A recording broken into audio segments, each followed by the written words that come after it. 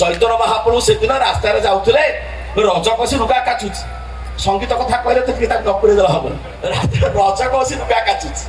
ମହାପ୍ରଭୁ ତା ପାଖରେ କହୁଛନ୍ତି କଳିର ତାରକ ବ୍ରହ୍ମ ମନ୍ତ୍ର କହେ, ହରେ ନାମ ହରେ ନାମ କେବଳ କଳନାସ୍ତବ ନାସ୍ତବ ନାସ୍ତବ ଗତି ଅନ୍ୟଥା।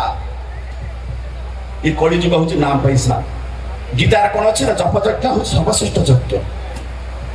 ଠାକୁର କହୁଛନ୍ତି ଜ୍ୟୋତିଷଦା ଷଷ୍ଠ ଦିନର ଭାବବାଣୀର ଷଷ୍ଠ ଦିନର ଲାଷ୍ଟ କହୁଛି ଜ୍ୟୋତିଷଦା নিঃসঞ্চিত চিত্তে বিশ্বাস করে প্রাণে প্রাণে নাম করো, যা ভাবছ হবে না তাই হবে, অসম্ভব সম্ভব হবে।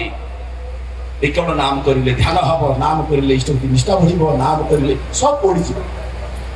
অজ্ঞানতা পড়িଯିବ, অকৃতজ্ঞতা କ'ଣ ବୁଝିପାରିବି, ବାପା ପାଖରେ ଅକୃତଜ୍ଞତା, ସାର୍ ପାଖରେ ଅକୃତଜ୍ଞତା, ପରିବାର ଅକୃତଜ୍ଞତା, ସବୁ ପାଇବାରେ ବ୍ୟସ୍ତ, କିନ୍ତୁ କାହାକୁ ଦବା ପାଇଁ ବ୍ୟସ୍ତ ନୁହେଁ। ମହାପ୍ରଭୁ ଯେତେବେଳେ କହୁଛନ୍ତି ରଜ